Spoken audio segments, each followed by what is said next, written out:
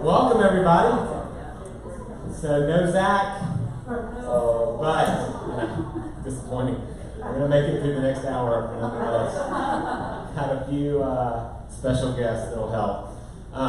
So Village, just a reminder, we exist to grow our people and our communities to be the best versions of themselves. And then a quote. Who wants to read it? Yolanda, you can. This is a good one. Personality is the temperament and traits you were born with, and character is your ability to manage your temperament and traits when stressed. That's a good one. Like, who knows, who's been on a team, played on team sports, and you've got, everything's going well, and everybody's getting along great, and then you go through that losing streak, and all of a sudden it's people are backbiting and doing it. So it's a good reminder, your character is who you are when you're under some stress and pressure. And, so I really like that one. It's something we can lean on when we get into a stressful closing situation or client situation. All right, what are we grateful for today? Zach's not here. Not that. Can't wait for next Tuesday. These slideshows take a long time. Bless his heart, he does it every week. And it's he doesn't sleep. He doesn't sleep, yeah. Anybody got anything? Yeah. I think we're grateful for Zach. We are grateful for Zach. That was a good one. That is the truth. I'm grateful that my daughter started QFOG 9th grade yesterday. QFOG, it's like private school for free right there. That's good stuff.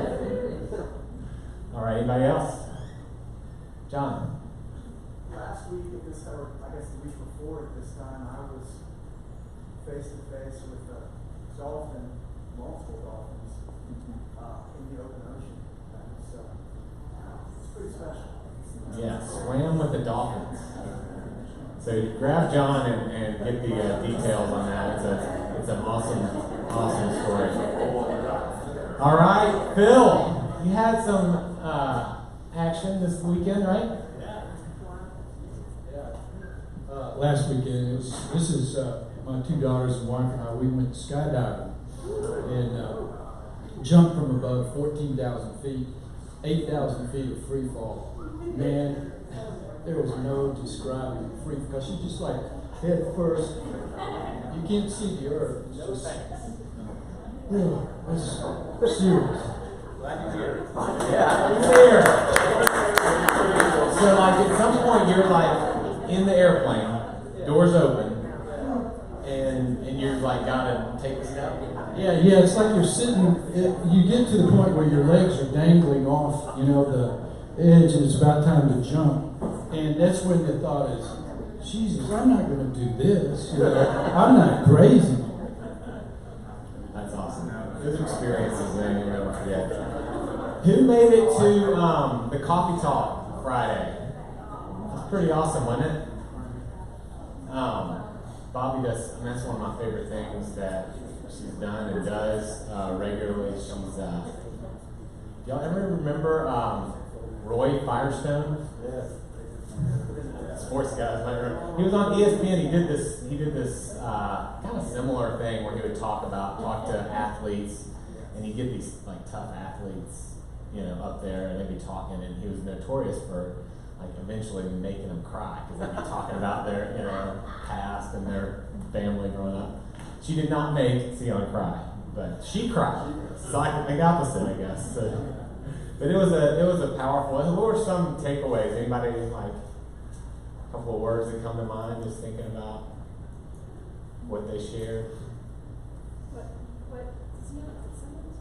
Sion, yeah. Um, Is he here? He said, just do all the right things for your client and not focus on the money or the outcome and just be true to your client's needs. Yeah. It builds Focus on the client. loyalty and trust and Yeah. He said he would kill for his clients. He did say he would kill for time. We normally post these publicly, and we could not post this one publicly on YouTube. So if you want to watch a copy of it, email the hub. They'll send you a link. But we had some colorful language and trashed about half the brokerage firms in Nashville along the way. So I thought it was entertaining. But we'll leave that out there.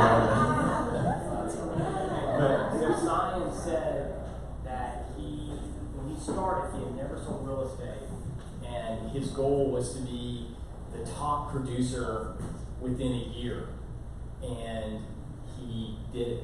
He was on the top. He was the number one or in the top 20. I think he was number one within the first year, and he really felt like Bobby had been instrumental in seeing the talent, believing in him, guiding him to that. And so it's just a great example of just pure tenacity and hard work paying off.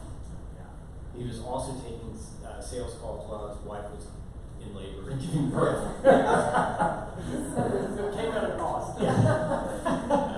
Anyway, it's fun to hear people's different perspectives, how they got where they are, and our goal is not for everyone to be Sion, but be yourself and find your own way. But we can take some things from people like that. You know, he's got courage. He's a hard worker. You see him, you walk downstairs, he's oftentimes there just plugging away, not afraid to ask for the business. He's always reaching out to his prospects and clients, and it's that kind of attitude over and over again that yields awesome results. So, education, Bobby is not here today. Her ears are probably burning from all the good feedback, but Colin? Hey guys, so today after the sales meeting we have hopefully Bobby teaching seller objections. Here she is. And then for those of you in Franklin, you have sales meeting and the hub with you tomorrow on Wednesday. Thursday we have how to bid on a HUD home. So anyone who previously had an account with the HUD home store, it won't work anymore. Not that there's a lot to bid on. There's 13 HUD properties in the whole state of Tennessee right now. So how's that for a good economy? However, always prepared. You will need to re-register with the HUD home store because Village has a new NAID number. So bring your laptop, get re-registered with the home store, and then if the market tanks, you'll be ready. And then next week we have role-play negotiations with Ted Pence, collaborative improvable, and then Jumpstart Track 1 on the 15th. Those of you who need some transaction desk help, those will be at Tennessee Realtors. And that's got us covered for the next 2 weeks. All right, thank you. Okay, we have a couple special guests here with us from End Slavery TM. There's a little flyer, should be on your chair. But Miranda and Catherine, you want to come up real quick?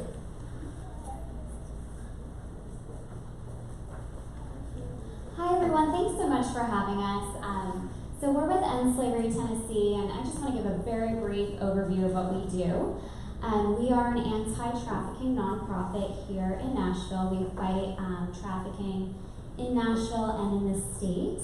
Our mission is to promote healing of human trafficking survivors and strategically confront slavery in our state. And we do that through training, aftercare, advocacy, and prevention work and services. And you can see when we started in 2012, we had 5 human trafficking referrals, and our numbers have skyrocketed. So we ended 2018 with 205, and 2019 is going to end with even more. If you have any interest in getting involved, we need your help, as you can see. And Miranda's going to give you a little bit of information about how you can do that. Hi. So one of the biggest ways you can get involved right now is attending Voices of Freedom. That's our largest fundraiser of the year. Kelly Pickler is our lovely guest entertainment for the evening, and that is on October 22nd. Tables are currently available for $1,500, so if you wanted to buy one together, that's $150 per person. And then we will potentially end up doing individual ticket sales depending on if we sell all of our tables. So if you're interested in table information or sponsorship information, you can sponsor the event as well, or learning about individual ticket sales if and when they go on sale. Feel free to email me or call me. Another way you can support us is joining Hands of Hope. Those are our monthly donors who commit to sustainability for End Slavery Tennessee and our survivors. And then down at the bottom, there's some information about getting our monthly newsletter and following us on social media. Thank y'all.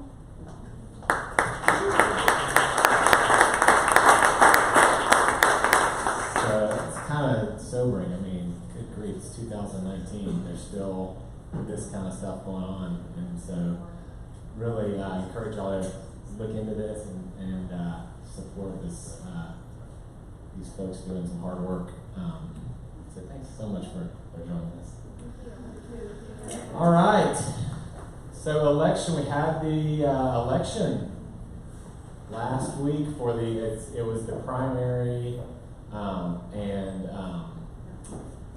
August 1st we had, so Nashville has a metropolitan government, right?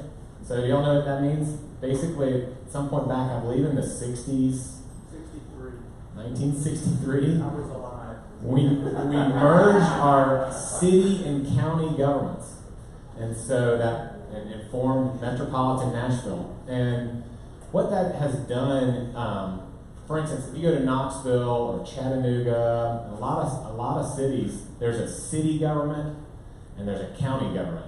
And to get anything done, you really have to get both of them on board. And it makes it difficult. Sometimes the county doesn't care about the same things the city cares about. And so a lot of people have credited Nashville's growth to that decision made back in 1963 to form a united metropolitan government. We have 35 or so council members that we elect every couple of years. 4 of them are at large, and the rest of them are represented by individual districts and neighborhoods. So we had 2 village agents who actually did very well in the primary. So you have to get, so Emily Benedict running for District 7. She got 48%. So she crushed everybody. That's the great news. The bad news is you have to get 50% of the vote in order to win. So she's gone to a runoff with Clint here, who we're not as excited about. And so she's gonna have September 12th, I believe, is the final election for that runoff. And then Mary Carolyn Roberts, also an agent here, only had, I mean, this is a great turnout, but for 9 or so folks, Emily did great. Mary Carolyn only ran against 1 person. She crushed and is the new representative for District 20.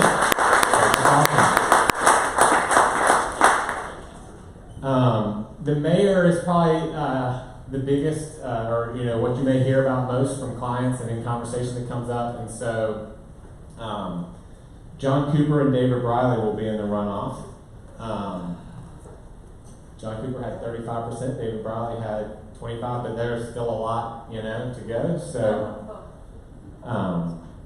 Carol Swain and John Ray Clemens have a lot of votes to kind of divide up between So, yeah, early voting begins the 23rd, election day September 12th.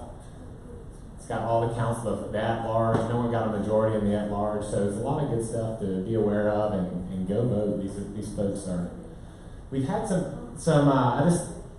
I can get anxious about politics. I can get anxious about a lot of stuff I need to work on, but politics is one of those things, and so it's like you read about Cooper and Briley and who's going to be the better mayor, and maybe we kind of, because I think of that metropolitan government in the city and the county governments that other cities have, we still have that pendulum that swings back and forth. So some of our previous mayors, Bredesen was kind of a big picture mayor. You know, he brought the Titans and the Predators here. He did a lot for the city. Following him was Bill Purcell, who was more, he came out of the council, he's more back to the neighborhoods. Like, it's not all about downtown, it's let's go this way. Well, both of them great mayors, had different, kind of takes on things and agendas. Carl Dean was a little more, I don't know if he would say this, but it felt like he got the convention center. He, governed during the recovery, and so he had a lot of that going on. So it was a little more Nashville focused, maybe downtown focused, tourism focused. And then the last two major mayors, I believe, Megan Berry and David Briley, have kind of continued along Dean's track. So Cooper's running against kind of on that pro-neighborhood track and back to, let's not just focus on downtown and tourism, but on the local residents. Anyway, that's just kind of my take on what's going on. And big election coming up on the 12th. Who knows who the mayor was before Bredesen? Bill Boner. Who can forget? Bill Boner. Bill Boner's worth spending a little time talking about. In case you're worried about, is it going to be John Cooper or David Briley again? Like, we had Bill Boner as a mayor, right? So Bill Boner, let me just tell you a little about Bill Boner. First of all, Bill Boner, come on. That was our mayor. So he was born in 1945 in East Nashville. He graduated from East High School. He was a basketball star there, and went to MTSU, graduated, and was like high school coach and coached at Tribeca a little bit, just kind of bounced around. Well, he gets into politics and runs for a part-time position in the Tennessee House. This is in 1970, early 70s. So he's still teaching and coaching on the side, and he's a state House member. He does that for a few years, becomes a state senator, a little bit up the food chain politically, but still at the state level. Well, in 1978, Clifford Allen is the U.S. House of Representative for Nashville, and he was a long time served in that seat, and a number of candidates came out in 78 to challenge Clifford Allen. He was kind of a long-time old Democrat, likable guy, but people were feeling like we need somebody else in there. He's kind of some failing health. Well, a few days before the last date you could withdraw from the election, Clifford Allen has a stroke, and so, out of like deference to him and his his long service and not wanting to be kicking a man when he's down, that kind of philosophy, all the candidates withdrew, because it was prior to the withdrawal date. All the candidates withdrew from the race because he had this massive stroke, except Bill Boner. Then the date passes. The day after the date to withdraw passes, Clifford Allen dies. So Bill Boner runs uncontested for the U.S. House of Representatives seat in 1978. Great story. So, that's not the best Bill Boner story. We still got more. So he stays there. He goes like 5 terms. You know, there's no Republican that's going after this district. It's Bill Boner every 2 years. So in 1987 he starts getting investigated because he's not, you know, from his track record, probably the most honest guy. He's got some sort of government contractor, and they're investigating him for kickbacks and that sort of thing.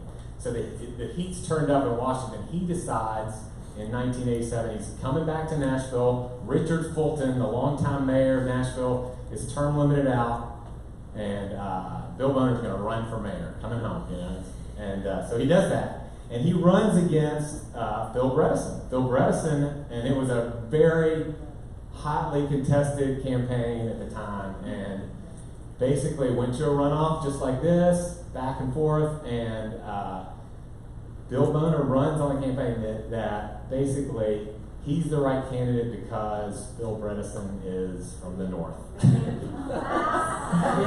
grew up, you know, outside of. So anyway, so that's how he won. So He's a Yankee. he's a Yankee, yeah. And back then, so it's ironic. We really haven't had a local-born Nashville except for now David Briley, but you know, Bredesen, Purcell wasn't from Nashville originally, so we had this long streak of outside great mayor candidates. But in 1990, they weren't ready for a northerner to be the mayor. And all right, so it's 1990. Bill Boner is the mayor. He is married to his 3rd wife. Betty, is that her name? Betty Boner.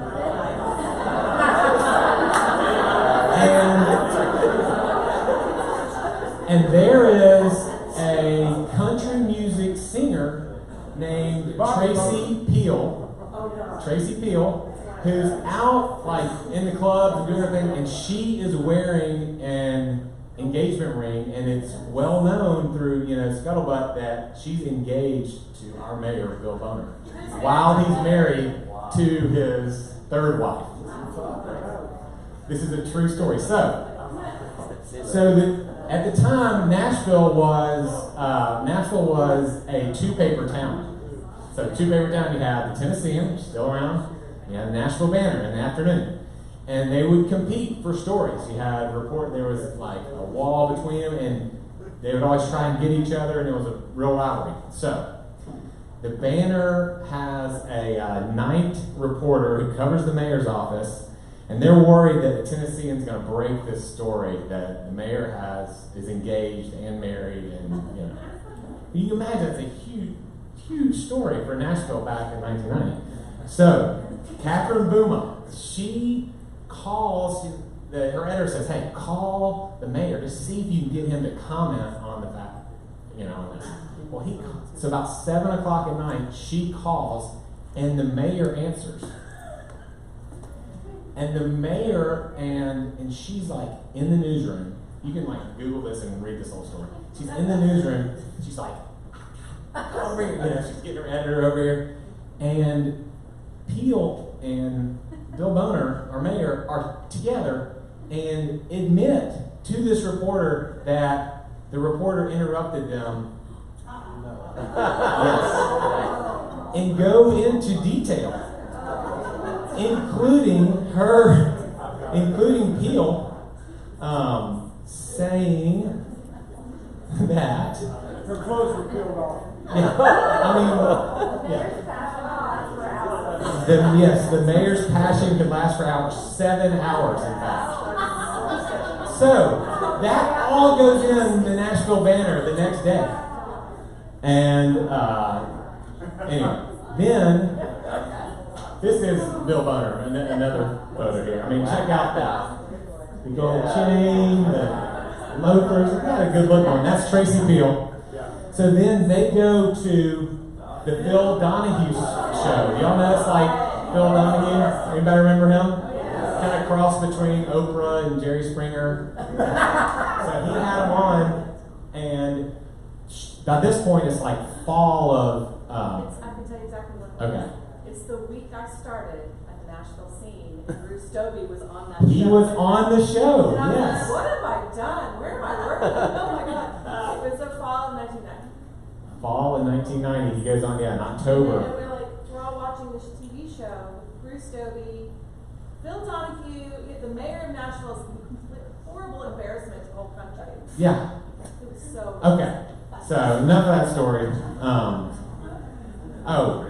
They got married. They got married. Yes, there's more. I'll get to that. They got married and divorced 2 years later because Bill Boner was cheating on Tracy Field with his hairdresser. Obviously.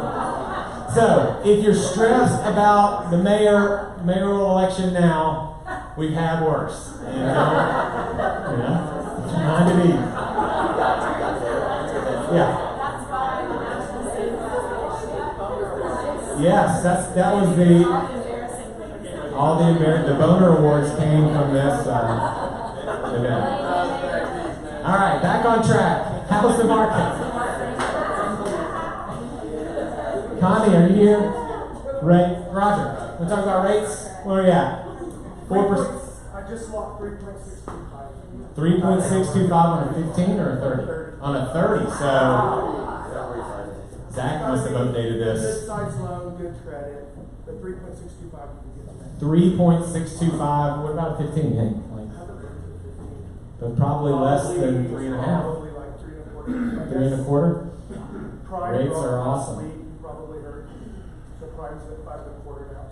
So that'll affect your HELOC rate, your credit card rates. Yeah. So the Fed reduced rates 1/4 of a point. So that will affect a lot of things are tied to that Everything's prime about the rate. China deal right now. The tariffs. We're worried about China. The market was down big It's yesterday, all- but down right now.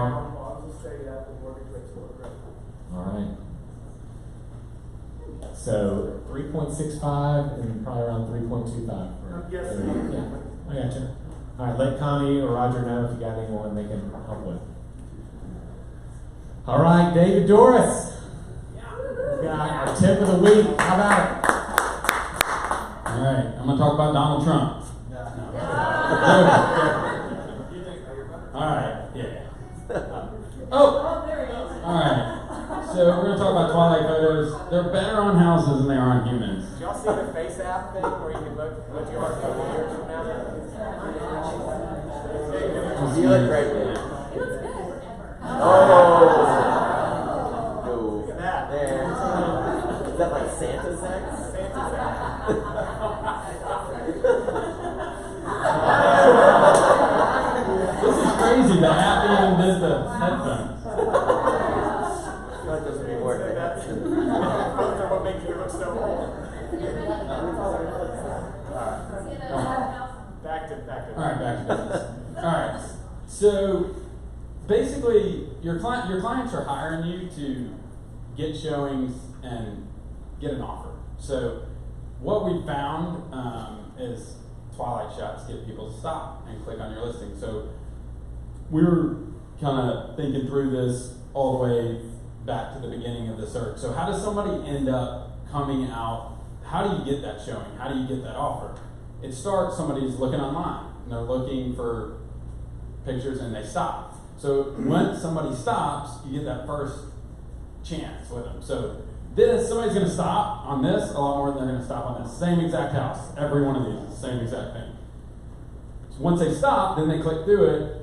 Then hopefully they call their agent and then they come out. And if they come out, you get this opportunity, right? You either get feedback or you get the offer. And either one of them is good. Obviously we want offers, but feedback helps you get to that spot. So everybody looks online before they come and look at stuff, and your pictures are the thing that really get people to take that next step and make that phone call. So Do we have a story around this, Richard? no, but we had, so Allison on my team this week, she had an issue. She had a listing, she got an offer, it fell apart, and then she thought that people were going to end up renting the house, and we did a Twilight, and the next day she got an offer. So I think, like a lot of times, these houses, a lot of them look really similar. A lot of the new construction that's being built in Nashville looks the same. People try and do lots of little different things, but this helps when somebody's clicking through online and they're seeing 15 of that, and then they stop on this, and And what's the process like? Who do you use to get this done? What do you tell them? How do you explain yeah, it we to them? use household. It's an extra fee. It depends on the size of the house, but $80 to $150. But So some photographers will have a Twilight package. it's a Twilight package. It's a different thing than the interior photographs. But for your marketing stuff, it just makes everything look better. Yeah. So if the lighting is not that bright on your house, can they enhance it in their Twilight package? Yeah. So I mean, all these are. Like there's no lighting. There's no lighting on that. There's no. I mean, that's the only light on that on the outside. The key is like, I guess, time of day. And then Time of day, and I mean, lights on some nights are better than others, so sometimes you get that like really, like this one was awesome, like you got all the pink in the sky. See, I didn't know if they could like make that happen. No, it depends on the night or whatever, but they always look better than just a regular day shot. So. Anyways, that's it, but I would highly recommend doing it. We've seen a ton of success from it. So who was it again? Household? Everybody has a Twilight package. Okay. Lloyd. Hey, there's a company called Box Brownie that will do that for you for $4 to $10 per picture. You ship it off to them, and they'll take it daylight to dusk for you. You just take the daylight picture, and they make it a Twilight photo. Yeah. And I use it one line, and I even have a fire pit in the backyard, and they added a fire in the fire pit. Wow. So it's called, what's it called again? Boxbrownie.com. And they're out of Australia, so you can have to there. It takes about 24 hours to ship it. 24 hours, boxbrownie.com, $4 per photo. So if you just want to do one exterior photo, it's like $4. They do tons of things, but that's one of the cheapest that they do. Do a backyard, they added a fire for Lloyd. So this is great feedback. Thanks, David. Thanks, Lloyd. All right, opportunity zones. We touched on this a little bit, but just wanted to give everyone a chance to maybe ask some questions. We're going to have Aaron White come up and talk to us about the basics of opportunity zones. And then Paul's here from Rudy Title. He may add some stuff. They can help us as well kind of navigate through this fairly new and fairly complicated new opportunity zone environment. Aaron. Thank you. I supported Bredesen going to middle school. I had a Bredesen sticker that he gave me at Centennial Park. I didn't know anything else about him. I had a green sticker. So I just, and in hindsight, I'm proud, I was on the right side of history there. So just curious, is anybody working on opportunity zone? Had a question about them from a client? I mean, I'm just kind of trying to figure out how live this is. Okay. I mean, it might fall into the category of just, your real estate professional sort of being aware of it.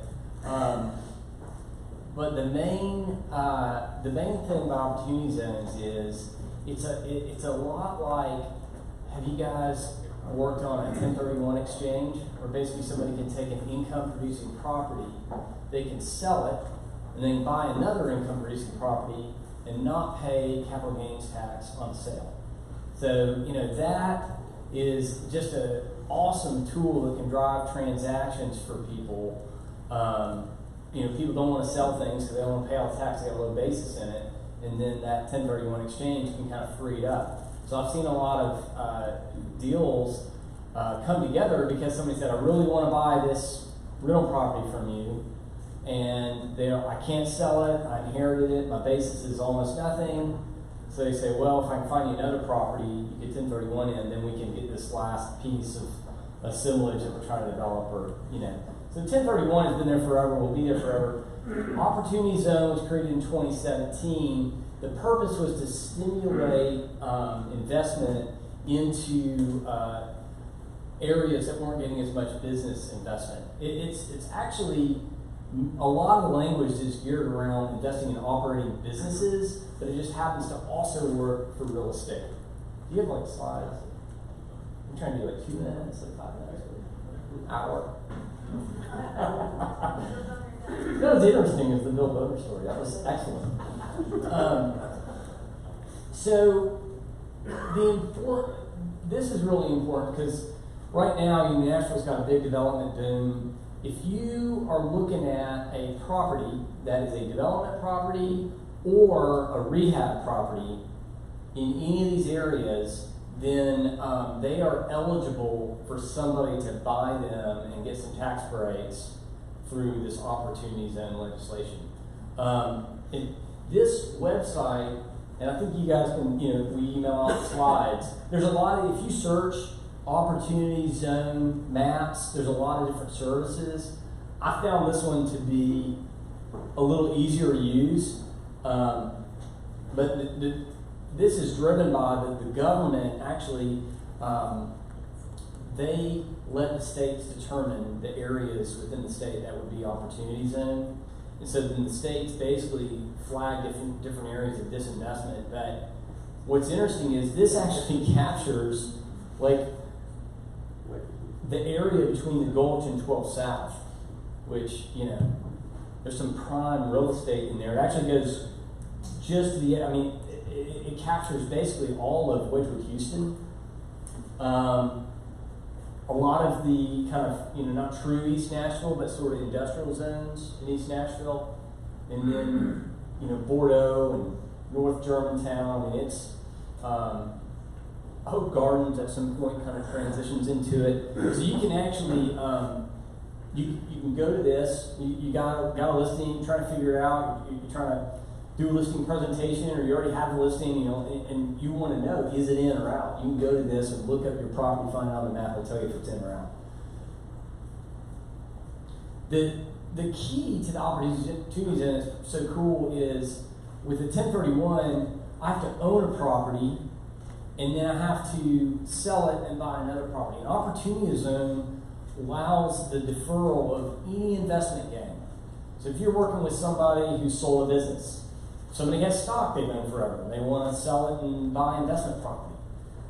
It's much more flexible because the 1031, the same person or entity that owned the original property has to buy the new property. So you can't really, but whereas an opportunity zone, like maybe you're working with a client that invested in a deal with Covenant Capital or Carter Hayes, like some real estate fund, and they sell it and they've got this big gain.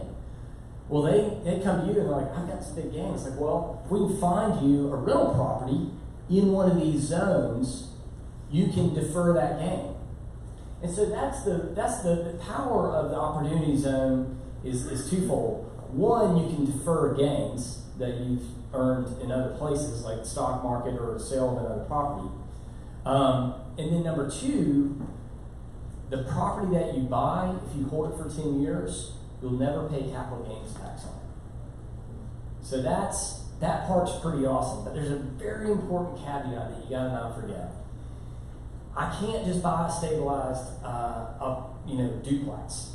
I have to spend as much rehabbing what I buy as I spend on the property. So if I find a property for $100,000, I've got to spend $100,000.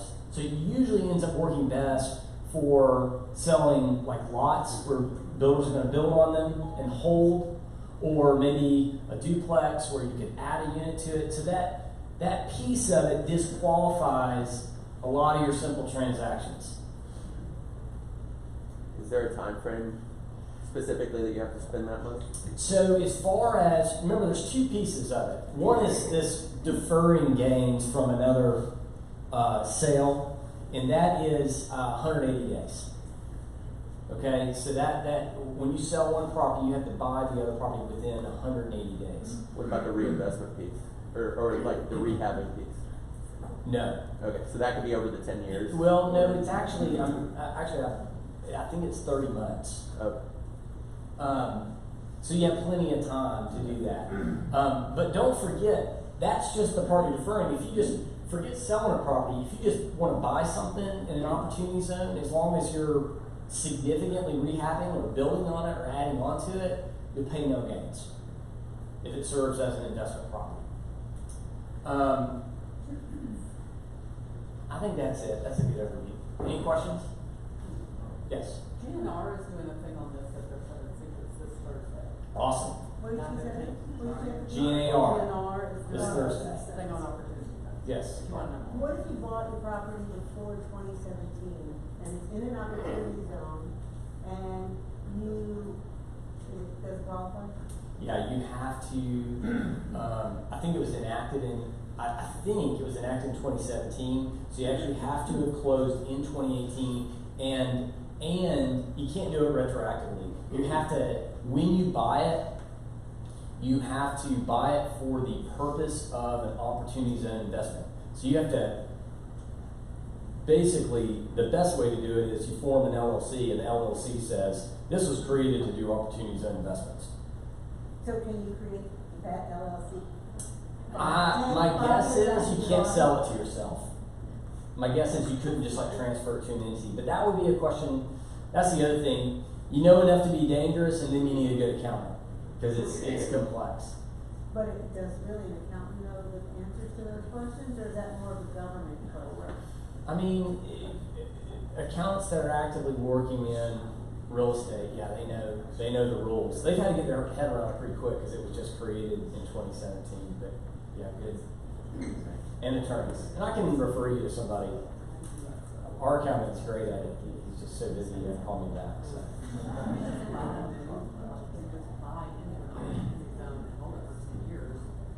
Yeah,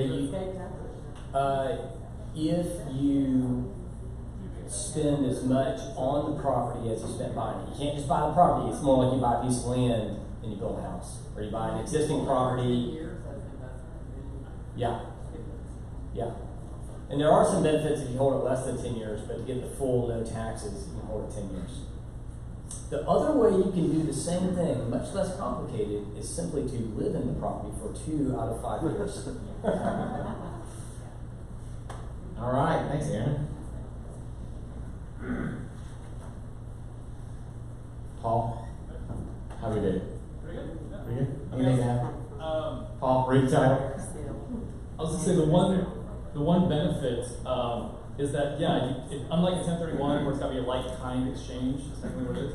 You know, let's say the stock market took a dip of 700 points, and you have someone who doesn't really want to invest there anymore, looking for something more stable. They can take those gains that they have from any capital and then transfer it into an opportunity zone project. They don't have to set up as an LLC. It does have to be an entity though, but it can be as simple as a partnership. So if for some reason they have some reason why they wouldn't want the limited liability, which they probably should, but you can do it as an LLC, you can do it as a corporation, you can do it as a partnership, but it does have to be a separate entity. You can't be holding that opportunity zone, investment in your own individual name. All right, thank you. All right, what we've been working on. What are we doing? Fly through some of this, but it's a lot. So we've got some new team splits and caps that we are rolling out. So this is what our current team structure. So if you're on a team, Colin is looking at me like I'm doing the wrong thing. Oh, yeah. First member is actually 10-5. I'm off. Okay, so scratch this. You're 18-5, 10-5, 6,500, 6,500, 6,500. That is the current team structure that we have had at Village for a long time. Now, the benefit to this is as the team, once you cap, you're done, and the team, you add a third member, it's only costing 6,500. That's a great deal. But sometimes what the feedback we have been getting from some people who wanted to do teams, wanted to add that buyer's agent, they were hesitant to take that risk because their cap would go from 20 on their own, right, to 29, which is 18.5 plus 10.5 for that second person.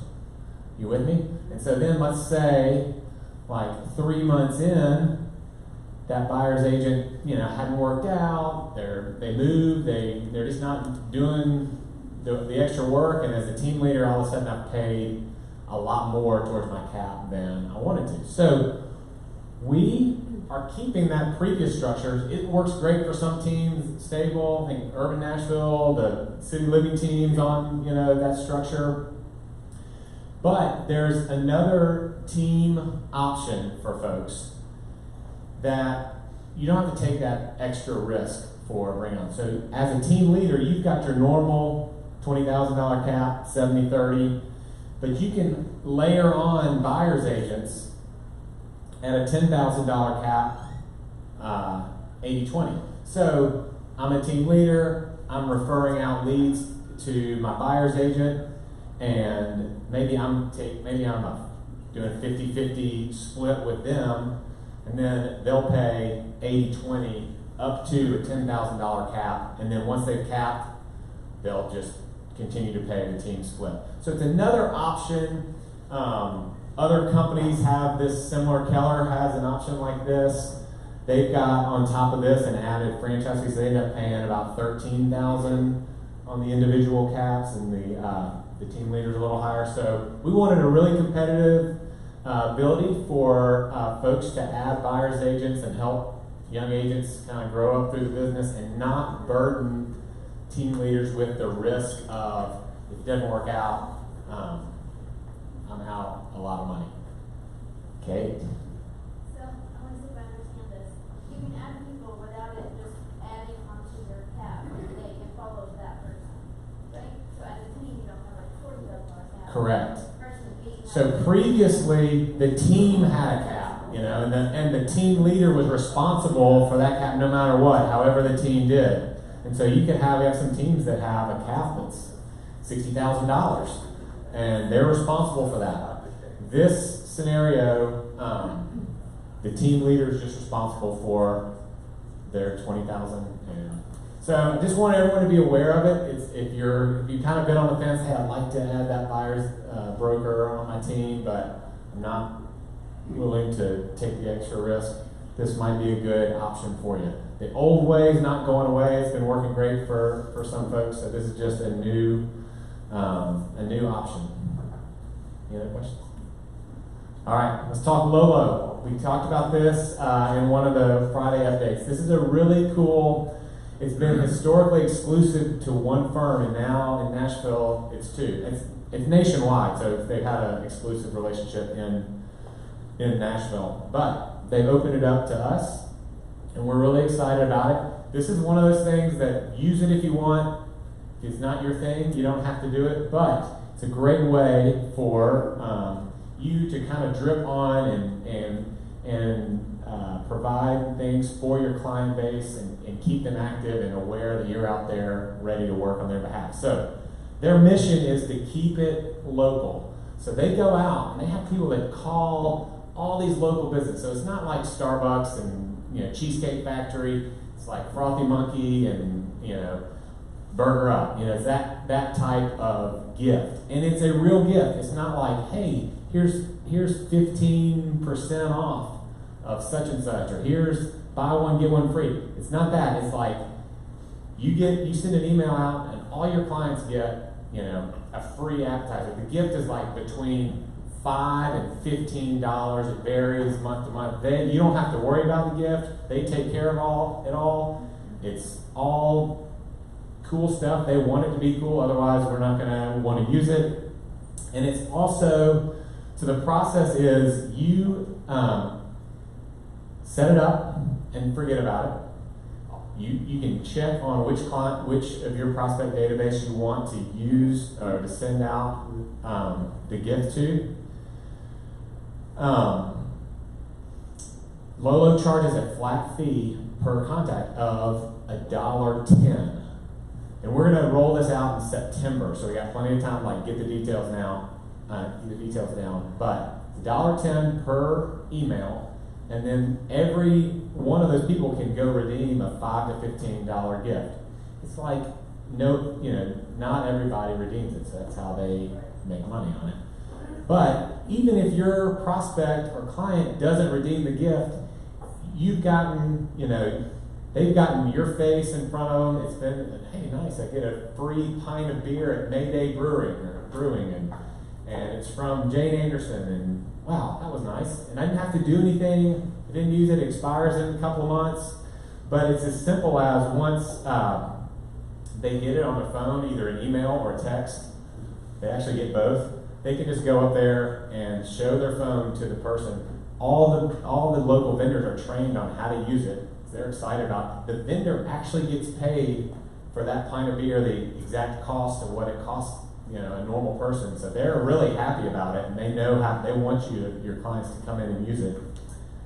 So anyway, it's a cool system. It's been really successful. I know Zach's used it in his previous life and got it going. It was just a way to reach out and touch his client base every month. And so they get a new gift every month. There's a dashboard you can turn on. You can see how many people you sent it to, how many people responded. You can write a little personal message. Hey, this is, Brandon, I just wanted to reach out to you and give you this awesome gift, whatever. Set it up once and let it go. All right, moving on. Any questions on Boomtown? Well, like I said, we're going to have a month. We're trying to roll this out September for their September gift. So we're going to be doing a lot with that this month just so we can get everybody dialed in. Oh, the great thing about it is if you're using Boomtown, it integrates. So you still keep one database, and it syncs and grabs the folks you want, and we'll send it to you. So you don't have to update your Lolo database and update your other database that you're using. Question? Oh, I was just gonna say what people did you use it? Yeah. So what people used to do, what people would do with Lolo, if it was like getting a pint of beer at like Yazoo or what have you, is they would email their clients as well and say, this just went out. Do you all want to meet up, at Yazoo tonight at 6 o'clock and get a beer? And I know people that would have 40 clients show up to get a pint of beer, and it's a great way to get some face time with them. So it's a great idea. The other thing is, if you've got a prospect in, Germantown, they'll get one gift. If you've got one and their address is in Williamson County, they'll get the Williamson County gift. So you're not going to force them to drive across town and use a gift they're never going to use. So Lolo has relationships with all these communities. If you've got one in California, they'll get the California gift.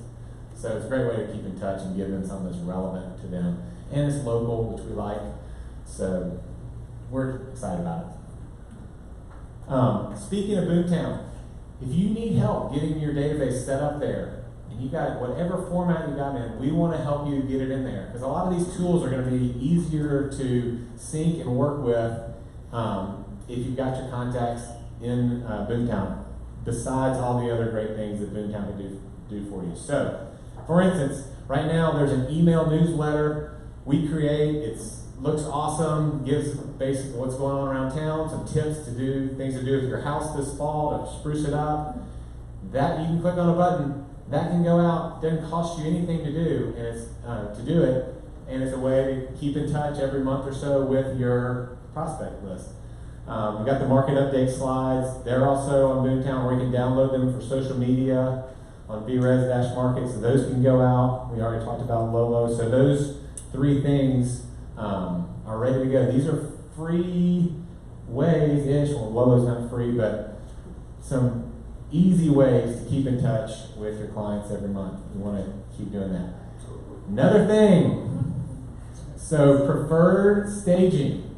So we've got two companies who are willing. So who thinks stage houses sell better than unstaged houses? Everybody, right? I mean, some agents won't even take a listing if it's not going to be staged. But you might hit your client at a time where, man, I got this investment property, it's empty. I'm already not getting the income I'm used to getting. The idea of spending $4,000 to get it all staged and writing that check is a hard pill to swallow. So why don't we try without it? Or is there any other way to do it? Well, now there's another way to do it. Most of the time, folks, you can convince them that it'll be priced higher and it'll sell more quickly if we stage it. And why don't you pay for it on the HUD at the end? And so these two companies, Sam Graham of Pop-Up Staging and Maker, are offering this to Village along with preferred pricing. And so we'll have details that we can roll out to you on this. But this is a really exciting offering that you can give to your clients that's not going to cost you anything. So, yay, thanks, Sam. All right, I think that's it. Except for the coming soons, we've got broker opens. Anyone have any broker opens this week? I had one from Shane Talent. So at 10:30, you want to be on the later side of this, and it's going till like 12 because you're going to want to stay for the V talk after the meeting at 10:30. But at 10:30 to 12 on 1235A Battlefield, it's a set the price. About 1 week out, so it's just over here. Shane Talent will be there. Anyone? Any other broker opens this week? All right. Coming soons. I think I have got these here. Shane Talent, 1235A Battlefield. You hear Shane? You have to go. All right. Just yell at me if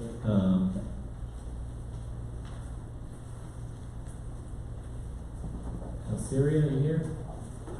Jennifer? John? What you got? Jefferson Square, townhouse, Green Hills. It's on the south side of the neighborhood, so it actually overlooks the skyline. It's got a great view. 2,700 square feet, 3 beds, 2.5 baths, office or rec room, renovated kitchen. Just put new carpet in the bedrooms, tile in the baths. It's pretty and ready to go. Should list today, 400,000. Awesome, thanks. Seth? Making you walk, sorry. Thank you, sir. All right, guys, we got one at 1005 Ackland Avenue over in 12 over here, and probably good for 200 clients. It's a 3-bedroom, 2-bath, 1,700 and change square foot.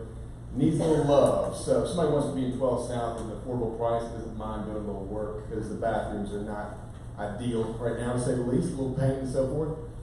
Or if you've got a builder, the one thing that makes us a little different than most lots is this has 72 feet of frontage versus the normal 50. So I talked to the store, you can actually do an addition in the back and on the side. So you get a bigger footprint than most of the places over there. So you have a builder that doesn't mind working. It is in the overlay, so they can't tear it down, but if they want to do an addition and a renovation, it's good for that. Awesome. Maggie? Hey, I really only have one. It's the same thing I put up there twice, sorry. Lions Head condo, it's a 2-2. This thing's pretty much been renovated. They've got everything in there's new. The windows, the HVAC, new paint throughout. They have a wet bar. All the appliances are new this day. They moved into this unit and decided they really needed a 3rd bedroom, so they bought another unit. Mary Brooks, is she here? Mary Brooks unit, and so they're selling their 2-2 now. But it's really a great unit, and it's been updated so much. You can walk to the new Trader Joe's. 339. It'll be ready next week, I think. There's a new Trader Joe's? Yeah. Is it in the old Lions Head Theater, like that area? White Bridge Road, old Lions Head, where Aaron White used to get in trouble. And Lindsley Long. Yes, you did. All right. Lynn Robertson, Sarah Jane.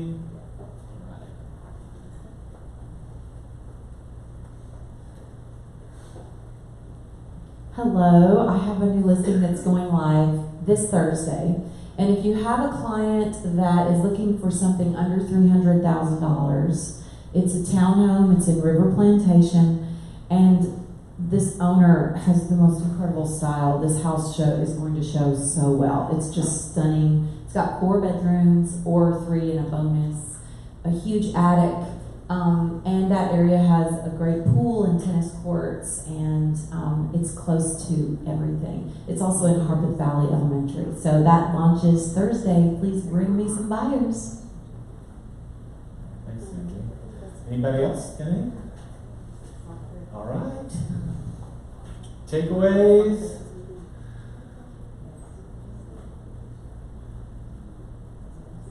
Takeaways, anything? Opportunity zones? What's that? Seth might be in an opportunity zone. Maybe just on the edge of one. Sarah Jane? I know all about Boner. and what Bill Boner. So there's another part of that story that I was like not gonna share, but I will. My mom dated Bill Boner.